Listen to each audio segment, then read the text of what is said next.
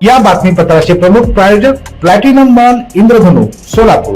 सोलापुरातील सर्वात प्रतिष्ठित इंद्रधनु सोसायटीचा नवीन भव्य कमर्शियल प्रोजेक्ट आता रेल्वे स्टेशनच्या अगदी शेजारी शहराच्या मध्यवर्ती ठिकाणी। महापालिकेचा कारभार म्हणजे गोंधळात गोंधळ की सावळा गोंधळ असा जणू प्रश्न पडावा। याआधी अनेक आश्चर्यकारक घटना घडल्या आहेत। काही दिवसांपूर्वी पालिकेनं नवा प्रताप घडवला। जी व्यक्ती मयत झाली त्या व्यक्तीलाच ओपन स्पेस अतिक्रमणासंदर्भात नोटीस पाठवून अकलेचे तारे तोडलेत।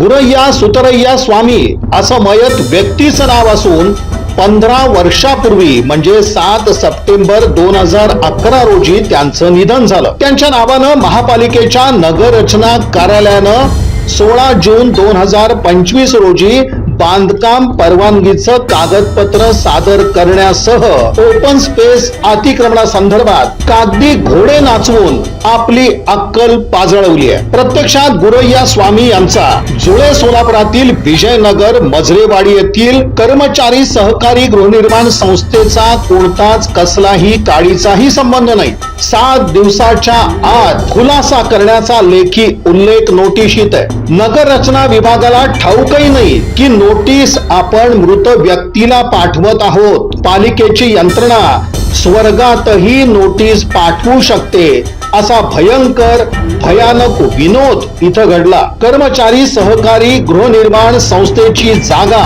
7-12 उतारा ज्याच्या नावावर आहे ते नामानिराळेच राहिले आणि नोटीस मात्र भलत्याच आणि मयत व्यक्तीला पाठवून बुद्धिमत्तेची महानता सप्रमाण पालिकेनं सिद्ध केली आहे। कहर म्हणजे पालिका आयुक्तांच्या सही शिक्क्यानिशी नोटीस पाठवली गेली आहे। आता या सावळ्या गोंधळास जबाबदार कोण? नगर रचना कार्यालयाकडून डोळ्यावर पट्टी बांधून कामकाज केलं जात आहे। हा प्रकार म्हणजे अक्कल गहाण ठेवल्यागतच आहे। मयत गुरय्या सुतरय्या स्वामी यांना ओपन स्पेस अतिक्रमण आणि बांधकाम परवाना सादर करण्याचे आदेश दिले गेले। त्याच मयत व्यक्तीला नव्यानं नोटीस पाठवून ओपन स्पेस खुलं करण्याचं फरमान काढलं। या फरमानाचा कहर असताना बागवान नावाच्या पालिकेच्या एका कर्मचाऱ्यानं ओपन स्पेसची जागा कुलूप लावून बंदिस्त केली। चावी देण्याची थाप मारून